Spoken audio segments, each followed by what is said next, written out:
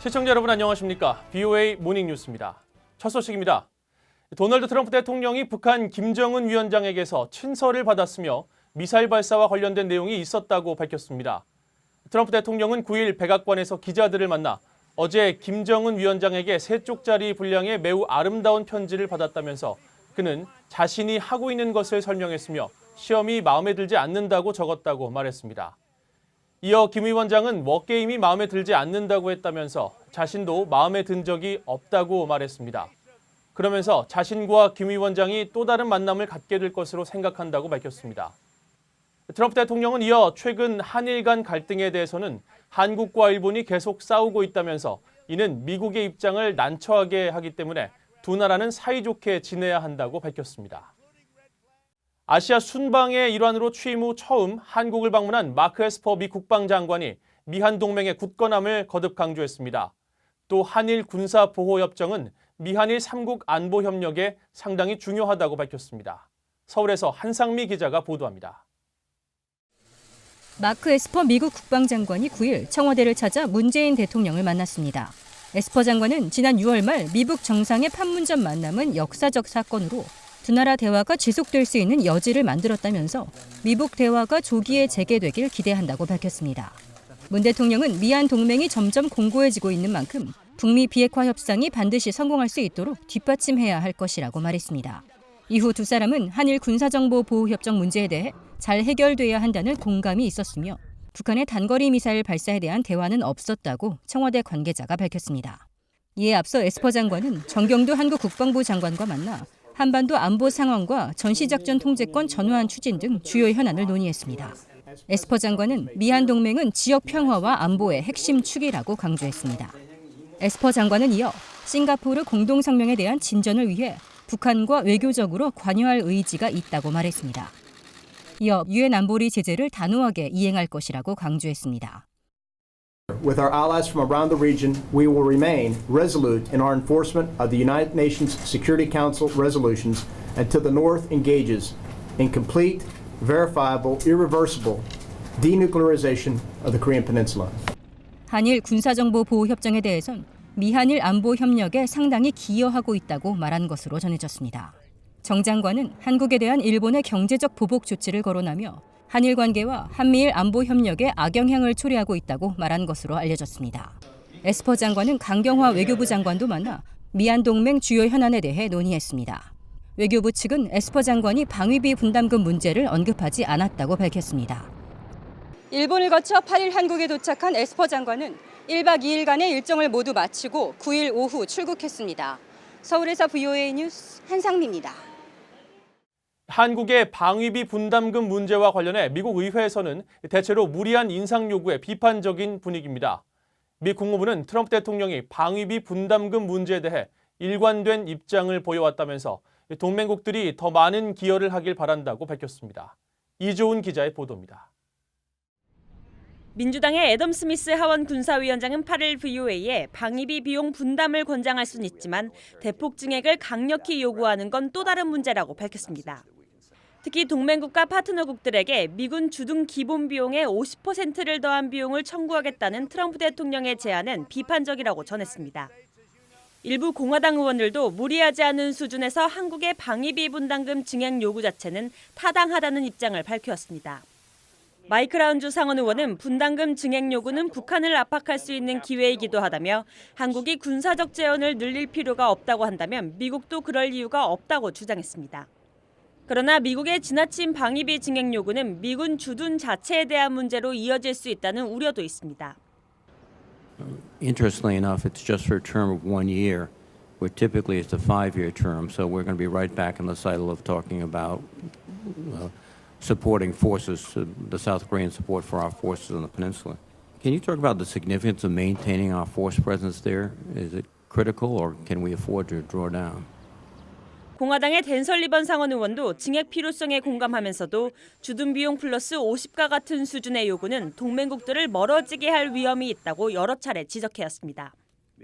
Yes, but if for some reason, at the end of the day, there was no agreement, we had to pull out our forces from Japan and Korea, what would be the strategic implications for the United States? Would that be a good?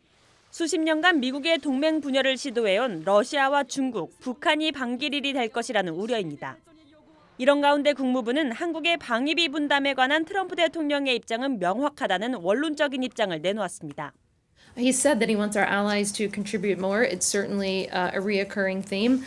We're also, I would say that we are, here at the State Department, we're of course very appreciative of the considerable resources that South Korea has provided to support the alliance. 이런 가운데 민주당이 장악한 하원은 주한미군과 관련된 직간접적인 비용과 분담금의 상세 내역을 먼저 살펴봐야 한다는 인식이 반영된 입법 조치도 추진하고 있습니다. VOA 뉴스 이존입니다. 러시아 군용기가 지난 8일 한국 방공식별구역을 무단 침범해 한국 공군 전투기가 출격해 대응한 것으로 전해졌습니다. 8일 한반도와 일본 열도 사이를 비행하던 러시아 초계기 2대가 일본 방공식별구역을 무단 침범해 일본 항공자위대 전투기들이 긴급 발진했으며 이어 독도 동쪽과 제주도 남쪽 한국 방공식별구역도 무단 진입해 한국 공군 전투기 수대가 전술 조치 차원에서 대응 출격한 것으로 알려졌다고 한국 언론들이 한국 군 관계자들을 인용해 보도했습니다. 러시아 군용기들은 지난달 23일에도 중국 폭격기 등과 동해 상공에서 합동 비행을 하는 과정에서 한국 방공식별구역을 무단으로 침입한 바 있습니다. 국제인권단체가 탈북민 출신 북한 인권활동가들을 소개했습니다. 이들은 북한 주민들을 돕는 일을 결코 멈추지 않을 것이라면서 외부에서 인권 유린 문제를 계속 제기하면 북한 정부도 무시할 수 없을 것이라고 말했습니다. 이현철 기자가 보도합니다.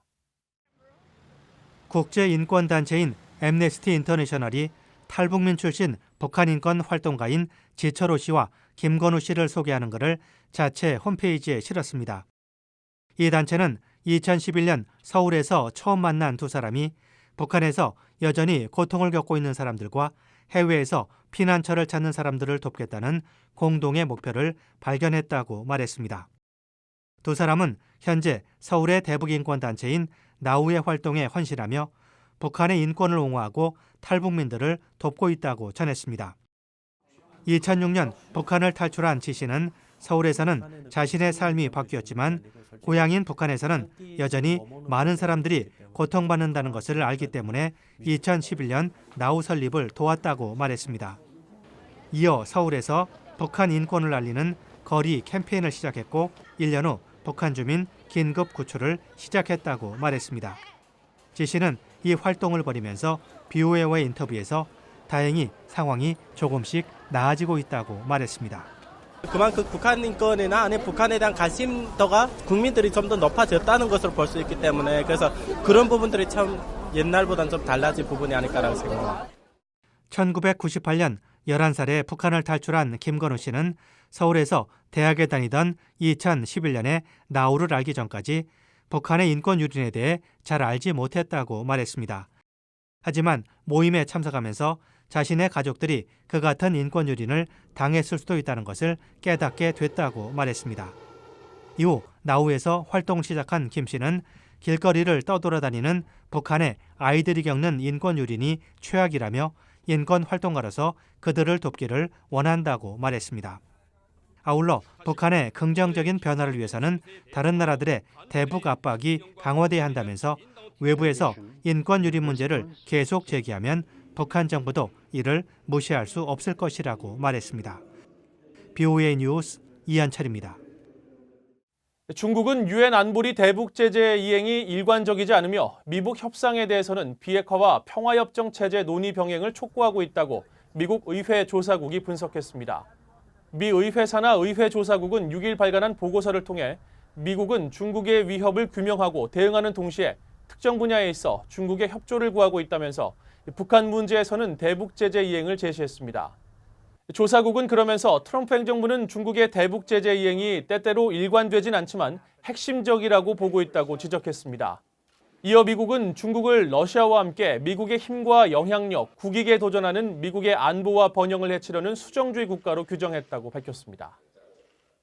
도널드 트럼프 미국 대통령이 국가정보국 국장 직무대행으로 조셉 맥과이어 국가 대테러 센터장을 임명했습니다. 트럼프 대통령은 트위터를 통해 맥과이어 대행 임명 소식을 전하면서 해군 제독으로 오랫동안 탁월한 경력을 쌓아온 인물이라고 소개했습니다. 국가정보국 DNI는 중앙정보국 CIA와 연방수사국 FBI 등 미국 정보 관련 기관들을 통합 관리, 감독하기 위해 설립된 기구입니다. 이상으로 VOA 모닝 뉴스를 마칩니다. 시청해주신 여러분 고맙습니다.